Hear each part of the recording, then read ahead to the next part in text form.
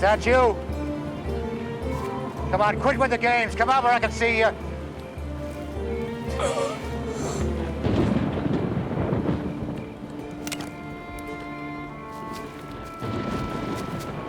Leonard, what?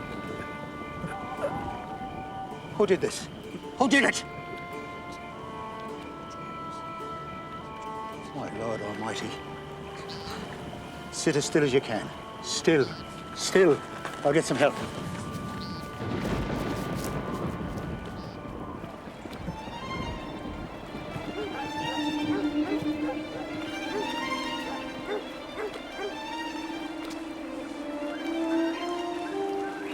Show me your secret, Mary O'Hara.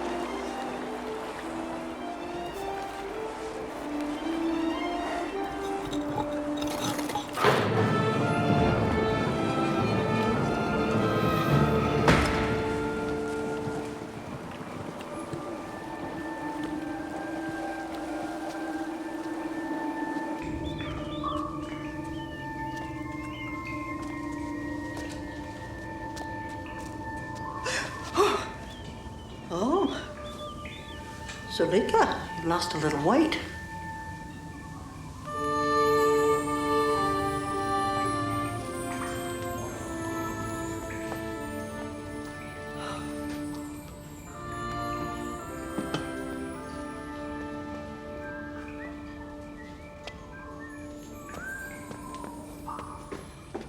Superintendent.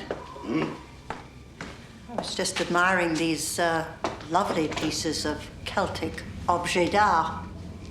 Mrs. O'Bannon gave me a message on the car phone saying you might be found at Mary O'Hara's grave. She worried about your safety. You know I didn't tell her that. Only that I thought I knew where the treasure might be found. Here. She worried for me. Justifiably, I presume. Oh, yes, of course. Since you also said with some conviction that you knew who did away with Nan Conroy, Vincent Nader, John Sullivan. How did it occur to you that it was I? Well, when Peter Franklin came back from Dublin this afternoon, he jogged a memory for me. All along, Peter thought he'd run into your man in a pub on Harcourt Street. Yet when you arrested Peter, you quoted him as saying that he met the stranger on Grafton Street.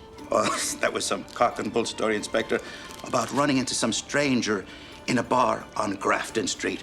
You couldn't have known it was Grafton unless it was you and your accomplice who set him up. And that helped me to realize I'd misinterpreted John Sullivan's last words. They were slurred and disconnected. I thought he said, choice treasures are there. But combining are there and choice, I came up with the name of his killer. Arthur Joyce. Zulika's ghost frightened people away from the old wing and helped explain the screams and moans produced by your nightly labors in here. Oh, when we're under the dungeons, the sounds are amplified and distorted by the old shafts.